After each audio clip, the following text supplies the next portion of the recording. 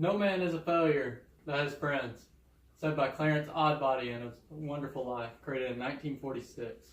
The movie is about a man whose loyalty to his family and friends ends up costing him and leads him into a state of depression.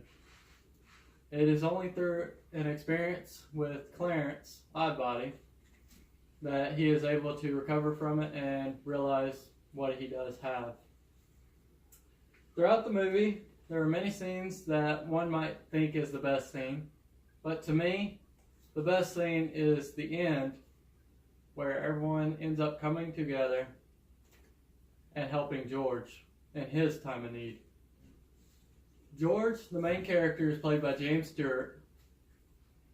He starts off as a goal-driven person trying to further his education and to see the world. He ultimately starts to become depressed when he is unable to achieve these goals, and eventually, after his experience, does he become happy and realize that it's a wonderful life. The movie does well in displaying life lessons throughout its entirety. The major life lesson that is presented is that your life has value.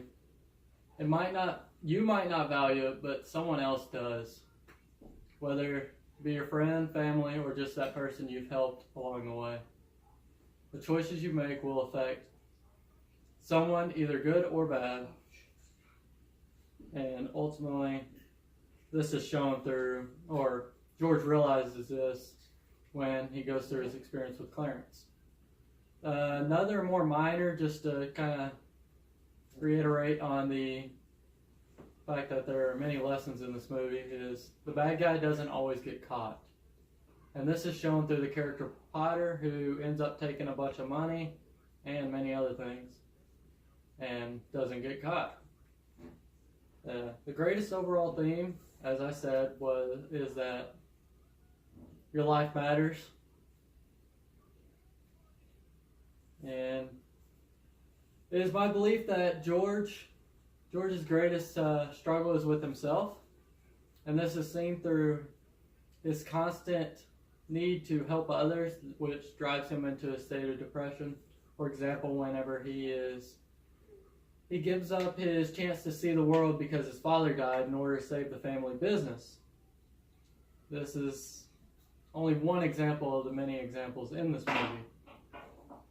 The film was originally created or made in black and white. It is now colorized.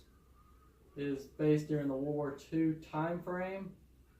It contains buildings and cars that fit the set. It contains a town that